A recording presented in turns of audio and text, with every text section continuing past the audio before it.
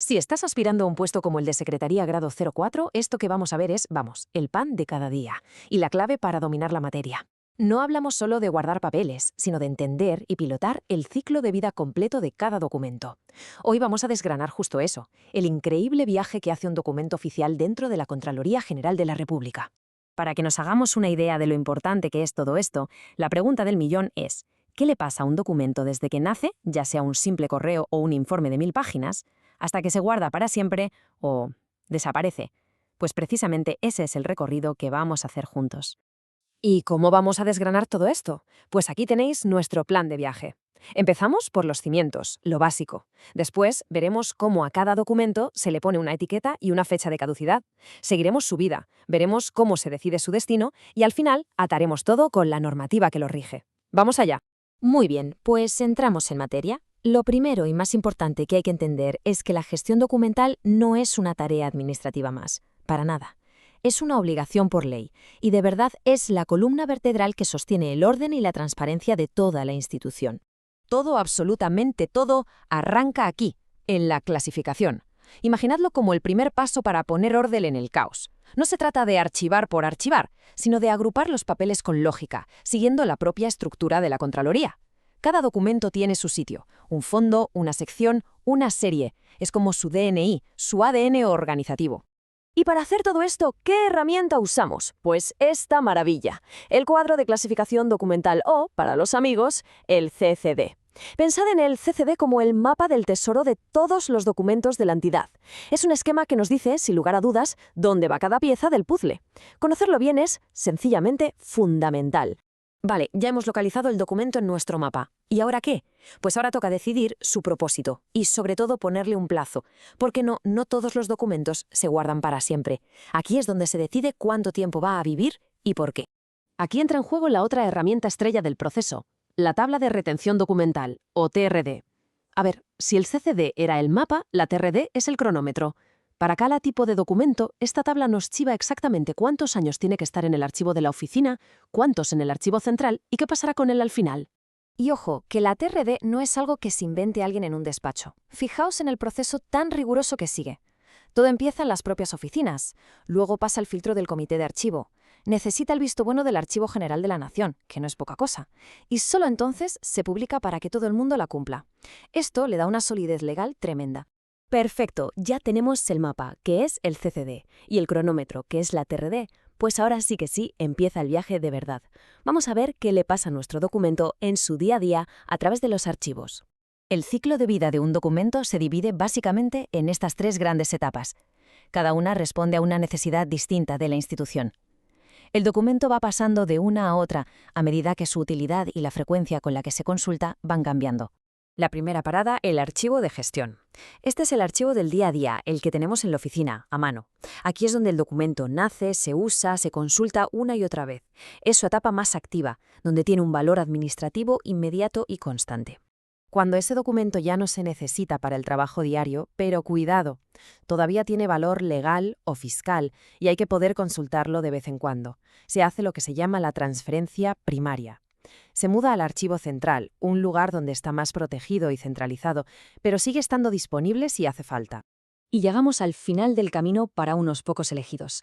Aquellos documentos que una vez han perdido todo su valor administrativo, se considera que tienen un valor permanente para la historia o la cultura, hacen un último viaje, la transferencia secundaria. Se van al archivo histórico para ser conservados para siempre. Se convierten literalmente en la memoria de la institución. Y da igual en qué archivo estemos o en qué carpeta. Hay una regla de oro, una norma sagrada que nunca falla. El orden cronológico. Tal y como se ve en la imagen, lo más antiguo al principio, lo más nuevo al final. Parece una obviedad, ¿verdad? Pues es el pilar que nos permite reconstruir la historia de cualquier asunto. Bueno, pues llegamos al momento de la verdad, el clímax de este viaje. Cuando un documento ya ha cumplido los plazos que le marcaba la TRD, tanto en el archivo de gestión como en el central, llega la hora de decidir qué hacemos con él. Su futuro está en juego. Un momento, aquí hay que tener clara una cosa para no liarse. No es lo mismo la TRD, de la que ya hemos hablado, que se usa para los documentos más modernos, los creados después de la reestructuración del año 2000, que la TBD. Las tablas de valoración documental, las TBD, son las que se usan para poner orden y decidir qué hacer con todos esos papeles más antiguos, los fondos acumulados. El resultado de todo este análisis nos lleva a uno de estos 5 posibles destinos. Y como veis, no es tan simple como guardar o tirar. Las opciones son mucho más ricas, desde conservarlo todo porque es una joya, hasta seleccionar solo una muestra, pasarlo a formato digital o, como última opción, su eliminación controlada. La eliminación es, lógicamente, la opción más drástica, y por eso mismo los criterios son súper estrictos. No se trata de coger papeles y tirarlos a la basura, ni mucho menos. Solo se puede destruir algo cuando ha perdido por completo su valor administrativo, legal y fiscal, y además se ha confirmado que no tiene ningún valor histórico o cultural. Y para ir acabando, vamos a ver cómo toda esta teoría, que suena muy bien, se lleva a la práctica en el día a día. ¿Quién se encarga? ¿Qué leyes lo respaldan? Esto es clave para saber cómo aplicar la normativa vigente en los procesos de la entidad. Pues bien, la responsabilidad de que toda esta maquinaria funcione como un reloj recae en un área muy concreta: la Dirección de Imprenta, Archivo y Correspondencia, o la DIAC. Ellos son la directora de orquesta, los que coordinan, asesoran y se aseguran de que todo el mundo aplique las normas como es debido. Esta tabla lo resume de maravilla. Fijaos en un detalle. Identificar el valor de los documentos es un trabajo en equipo entre la DIAC y las oficinas que los crean. Pero a partir de ahí es la DIAC quien lleva la batuta. Decide los tiempos, define el destino y ejecuta la decisión final. Es un proceso colaborativo, pero con una dirección muy clara. Y que nadie piense que todo este esfuerzo es por una manía de tenerlo todo ordenado. Que va, detrás hay un mandato legal muy potente. Esta cita del Decreto Ley 267 del 2000 lo deja más claro que el agua. La gestión documental no es una opción, es una obligación de primer nivel. Así que, para terminar, nos queda una última reflexión. Después de seguir todo este viaje, desde que un documento nace hasta que encuentra su destino final, nos damos cuenta de que esto es mucho más que organizar papeles. Es el mecanismo que protege la memoria de la Contraloría y, a la vez, el que garantiza la transparencia de todo lo que hace de cara a la ciudadanía. Casi nada. Destruir un documento oficial del Estado puede llevar directamente a la cárcel. Totalmente. Y no es una exageración, ¿eh? No, para nada. Pero, a ver, por otro lado, no destruirlo cuando la ley lo dicta o archivarlo donde no toca, pues puede bloquear una auditoría millonaria o paralizar una investigación crucial. Claro. La línea que separa el trabajo administrativo de excelencia de un error legal gravísimo, a veces depende, literalmente, de saber interpretar una tabla con fechas y categorías. Así es.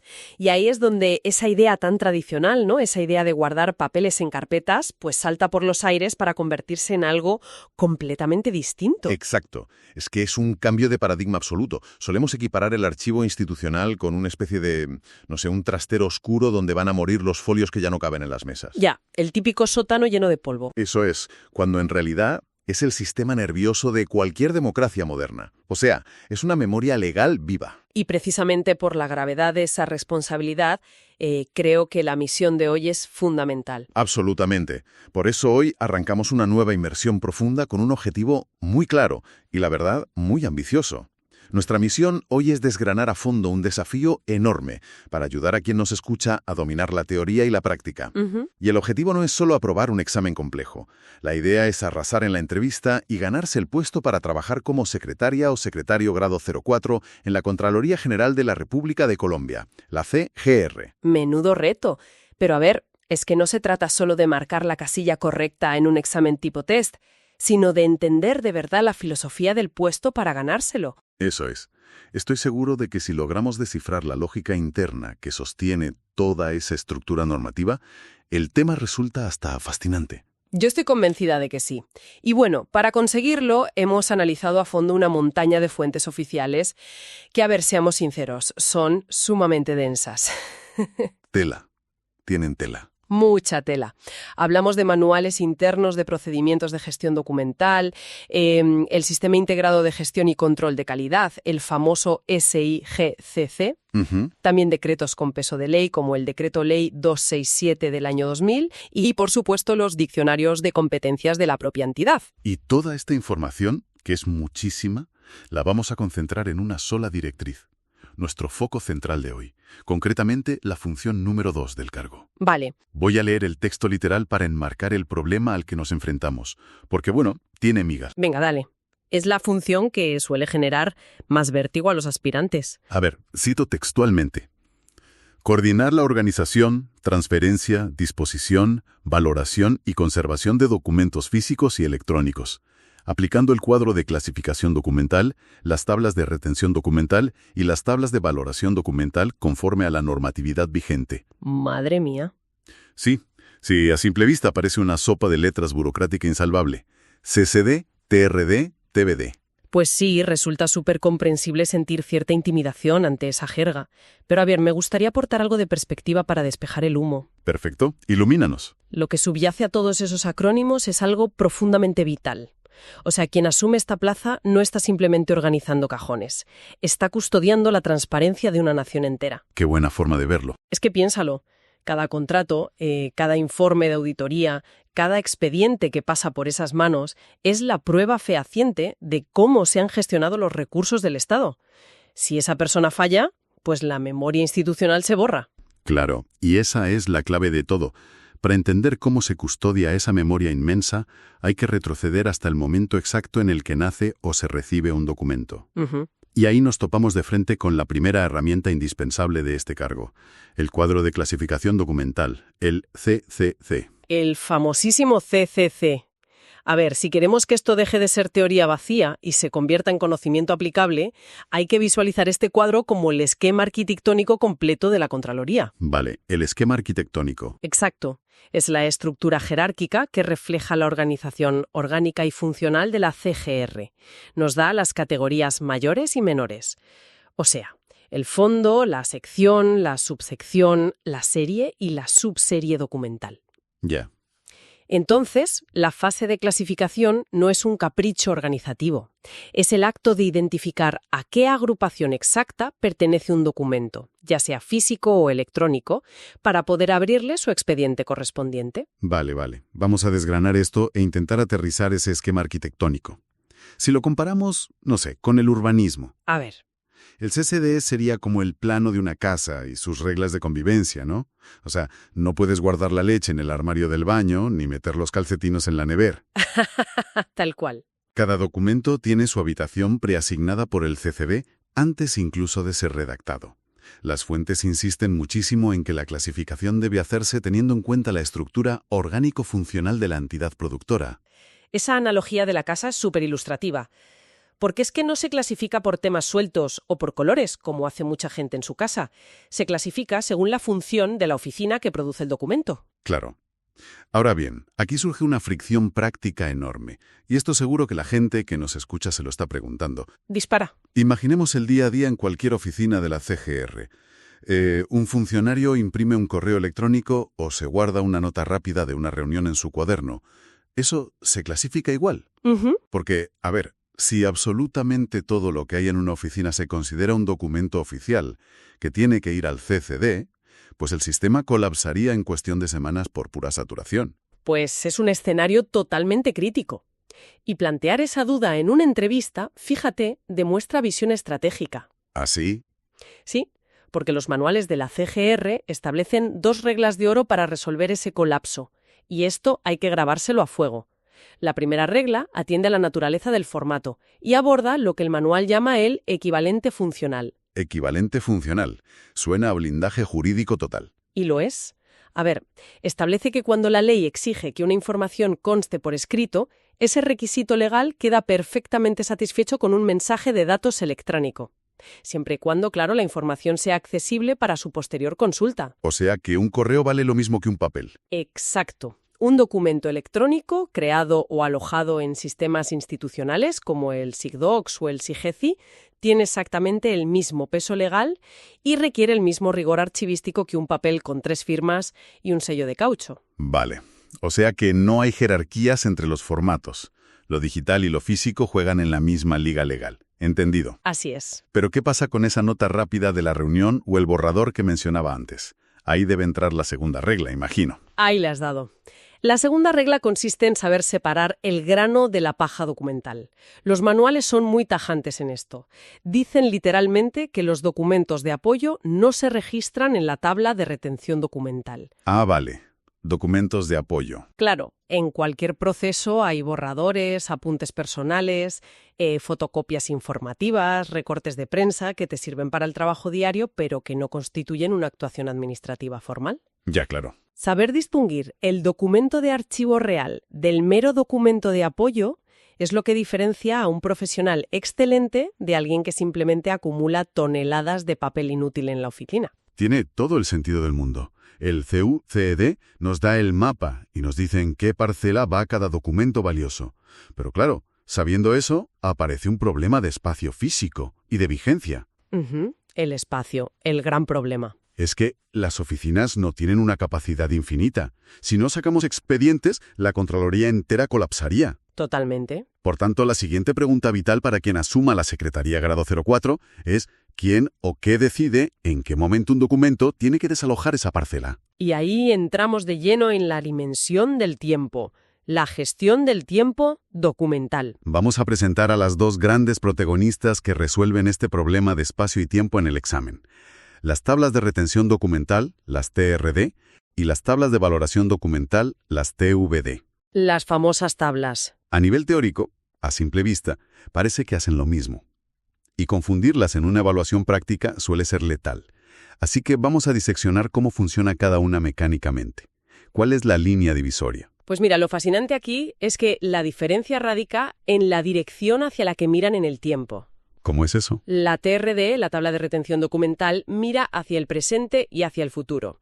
Es el instrumento oficial que asigna cuánto tiempo de permanencia tiene un documento en cada etapa de su ciclo vital ordinario, mientras está activo. Vale. O sea, establece dictámenes del tipo este contrato se queda obligatoriamente 2 años en la oficina productora y luego pasa al archivo central por 10 años más.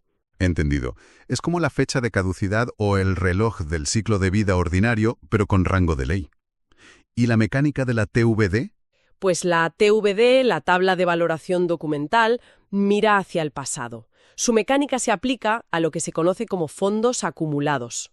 Fondos acumulados. Sí, hablamos de asuntos o series documentales más antiguas, generadas por dependencias que quizás ya fueron clausuradas o fusionadas o que cambiaron de nombre tras una reestructuración de la entidad. Vale. A ver, planteemos una duda práctica, un microescenario, para ver si lo comprendo bien. Venga. Imaginemos que hace 15 años existía una pequeña oficina regional de control que, bueno, por lo que sea, se cerró. Y hoy aparece de repente una caja llena de expedientes polvorientos de aquella época. Típico caso. Evidentemente, esos documentos no se rigieron por las TRD que existen en la actualidad, porque el marco normativo y orgánico de hace 15 años era distinto. Exacto. Entonces, es ahí donde la Secretaría Grado 04 saca la TVD para saber qué hacer con esa caja, cuánto tiempo debe guardarse y si se puede destruir. Un ejemplo impecable. Sí, la TVD es el mapa retrospectivo. A esos documentos antiguos también hay que asignarles un tiempo de permanencia en el archivo central y decidir su disposición final. Ya veo. Todo esto basándose en su valor histórico, administrativo o fiscal, precisamente porque, como bien decías, nacieron fuera del alcance de las TRD actuales. Queda meridianamente claro. Y fíjate, al leer las fuentes, llama mucho la atención que estos instrumentos no son simples guías internas que un jefe de sección redacta una tarde tomando un café. Para nada, ¿qué va? Hay detalles históricos que me parecen fascinantes y son para tomar nota. Por ejemplo, consta que la primera TRD de la Contraloría General de la República fue aprobada mediante el Acuerdo 041 del 5 de mayo del año 2000, nada menos que por el Archivo General de la Nación. Ese dato es una auténtica joya. Y mira, mencionar el Acuerdo 041 en una entrevista técnica demuestra un nivel de profundidad que va mucho más allá de memorizar conceptos para el test. Demuestra tablas, nunca mejor dicho. Totalmente.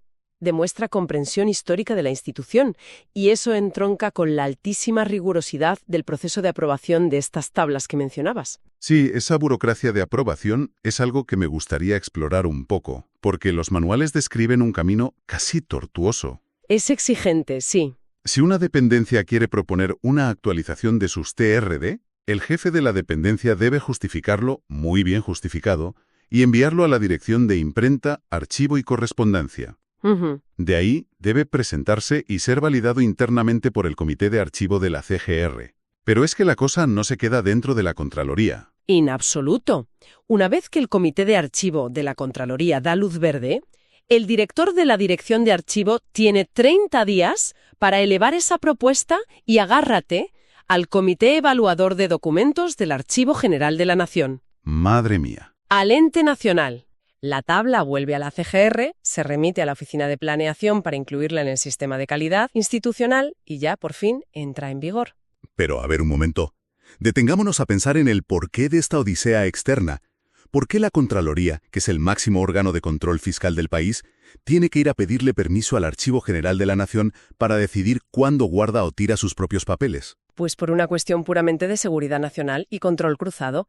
Imaginemos qué ocurriría si cualquier entidad pública pudiera cambiar sus tablas de retención a puerta cerrada. Uf, peligro. Claro, podrían, hipotéticamente, acortar los tiempos de conservación de unos contratos polémicos, por ejemplo, para destruirlos de forma legal antes de que llegue una investigación. Claro, borrarían las huellas. Exacto. Al obligar a que el Archivo General de la Nación convalide las tablas, se elimina el riesgo de que las instituciones oculten información manipulando los plazos de archivo a su antojo. Es una medida anticorrupción brillantemente incrustada en la archivística. Y para cerrar ese círculo de seguridad, las fuentes subrayan una obligación ineludible de transparencia. Las publicaciones, ¿verdad? Eso es. Tanto las TRD como las TVD deben publicarse obligatoriamente, de forma permanente y accesible, en la página web de la Contraloría. O sea, cualquiera puede auditar las reglas del juego. Es que la información sobre la información debe ser pública. Ese es el principio rector de la transparencia. Pues recapitulemos un poco. Ya tenemos el documento en su parcela del CCD y tenemos la TRD marcando la cuenta atrás. Pero claro, las alarmas terminan sonando. El tiempo se agota. Y entonces empieza el movimiento. Ahí comienza lo que podríamos llamar el gran viaje del documento. O sea, si la TRD es el reloj, ¿qué hace la persona en el cargo cuando la alarma suena?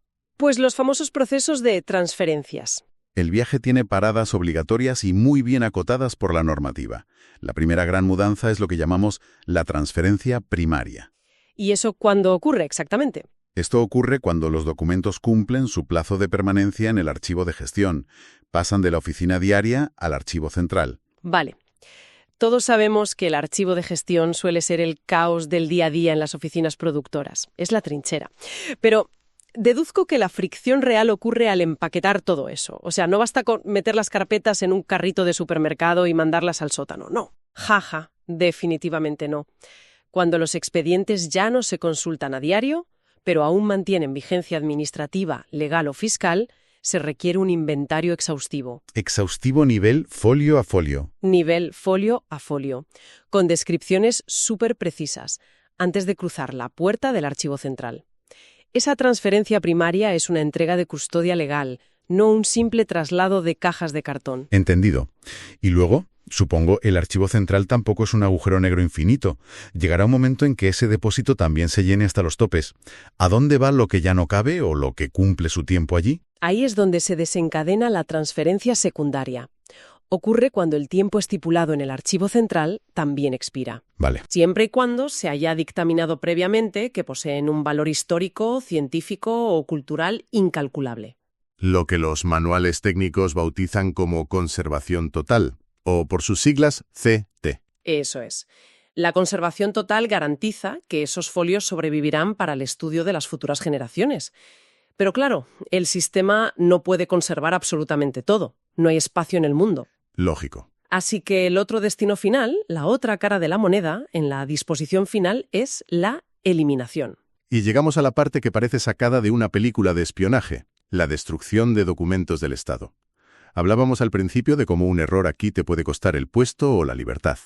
¿Cómo funciona mecánicamente esta eliminación para que quien ocupa el grado 04 tenga la certeza absoluta de no estar cometiendo un delito penal al meter un expediente en la trituradora? Es una tensión real que los manuales resuelven con protocolos casi forenses. Y esto tranquiliza mucho saberlo. Lo primero y principal, quien ocupa la secretaría jamás, repito, jamás, toma la decisión de destruir un papel basándose en su criterio personal. Ni por falta de espacio. Ni por falta de espacio, exacto. Su actuación está 100% subordinada a lo que dictamine rígidamente la TRD o la TVD. Si la tabla no especifica explícitamente eliminación, el documento no se toca. Es decir, la tabla es tu único escudo legal. Y no solo eso, la eliminación no se ejecuta de forma espontánea un martes por la tarde, porque sí, se lleva a cabo bajo la programación y supervisión estricta de la Dirección de Imprenta, Archivo y Correspondencia, la DIAC. Ah, vale, la DIAC entra en juego. Sí. Además, el deber fundamental de la persona en el cargo, según dicta el propio Decreto Ley 267, es garantizar en todo momento los atributos esenciales del documento: autenticidad, integridad, inalterabilidad y fiabilidad. Fíjate, incluso leí en los manuales de procedimientos que hay un celo extremo cuando alguien necesita consultar un expediente justo antes de su transferencia o eliminación. Uy, sí, cuéntalo, que eso es muy fuerte. Hay un protocolo que exige constatar folio por folio antes y después de la consulta que el documento no muestra la más mínima señal de alteración, sustracción o añadido. Ese es el nivel de rigor exigido. Se protege la cadena de custodia de la información como si fuera la prueba principal de un juicio por asesinato. Es tremendo. Y claro, todo este rigor milimétrico, desde que abrimos el expediente interpretando el CDC hasta que contamos los días con la TRD, lidiamos con fondos acumulados usando la TVD y ejecutamos transferencias forenses bajo el paraguas de la DIAC. Pues todo esto perfila a un profesional sumamente especializado. No hablamos de un perfil puramente operativo o pasivo. Y esto nos lleva directamente a analizar la última pieza del rompecabezas para conquistar el puesto. Vamos allá. Entonces, ¿qué significa todo esto para quien se presenta? Hablemos de las competencias del guardián. El perfil humano detrás de toda esta maquinaria normativa. Eso es. Al revisar el diccionario de competencias para el grado 04, hay requisitos técnicos que, son esperables. Conocimientos en ofimática, dominio de las TICs, uso fluido de plataformas colaborativas. Lo normal hoy en día. Sí. Sin embargo, hay una competencia conductual que encierra una paradoja fascinante. Por un lado, se exige una capacidad altísima para el seguimiento de instrucciones. Claro. Pero al mismo tiempo, combinada con esto, se pide la habilidad de proponer estrategias de mejora para el manejo de la información. ¿Cómo cuadra esto? Pues mira, si conectamos esto con el panorama general, esa dualidad es súper reveladora respecto a lo que la institución busca realmente. Por un lado, la Contraloría te está diciendo a gritos que necesita una fidelidad escrupulosa a la norma. O sea, no te saltes la ley. Exacto. No hay margen para la improvisación creativa en la aplicación de una tabla de retención. Pero, por otro lado, no buscan a un autómata. Ya. Buscan a alguien con un nivel de comprensión tan profundo del sistema que sea capaz de detectar cuellos de botella y proponer innovaciones metodológicas, pero sin romper el marco legal. Y esa capacidad de innovación es crucial cuando dimensionamos la escala del trabajo. Las convocatorias y los manuales mencionan que este perfil opera a nivel nacional. En todo el país. Hablamos de plazas requeridas en regiones que van desde Caquetá, Casanare o Chocó hasta Guainía, Putumayo o el nivel central en la capital. Y en cada una de esas gerencias colegiadas o dependencias, este puesto ejerce como el engranaje central de lo que llaman el macroproceso de gestión de recursos de la entidad. Macroproceso. Suena grande. Es que lo es. Sin un archivo impecable, con transferencias limpias y clasificaciones exactas, la Contraloría queda literalmente incapacitada para cumplir sus funciones misionales básicas, como por ejemplo algo tan básico como dar respuesta a las peticiones ciudadanas. Ese es un punto crítico. La Constitución garantiza el derecho de petición y los procedimientos internos exigen que se ofrezca una respuesta de fondo al ciudadano. Y claro, es físicamente imposible dar una respuesta de fondo, argumentada y bien documentada, si el expediente se ha perdido en el archivo de gestión porque, alguien aplicó mal el cuadro de clasificación. Ocurre exactamente igual con la comunicación y divulgación interna, que está mediada por herramientas como el SIGEXI. El flujo de conocimiento entre los propios auditores y las distintas áreas de la Contraloría colapsa si la Secretaría Grado 04 no actúa como un puente fiable de información. Pues para quienes están inmersos en la preparación de este exigente proceso de selección, la conclusión estratégica parece clarísima. A ver, ¿cuál dirías que es? Hay que entrar a esa sala de entrevistas proyectando un cambio radical de perspectiva. No te presentas para ser un guardador de papeles. Te presentas para ser el administrador del flujo sanguíneo de la información de la Contraloría. Totalmente de acuerdo. El objetivo es transmitir que se comprende que el trabajo diario es lo que asegura que la memoria institucional sobreviva al paso del tiempo, que permanezca inalterable, íntegra y disponible para el instante exacto en que un auditor, un juez o un ciudadano de a pie exija respuestas. Es una responsabilidad tremenda. Pero fíjate, es precisamente esa responsabilidad la que otorga un enorme valor estratégico y ético a quien logra dominarla. Pues sinteticemos rápidamente el inmenso terreno que hemos cubierto hoy para fijar los pilares de este conocimiento. Venga, un resumen rápido. Hemos analizado cómo este CD actúa como el plano arquitectónico que pone orden y asigna una ubicación exacta a cada documento por su función.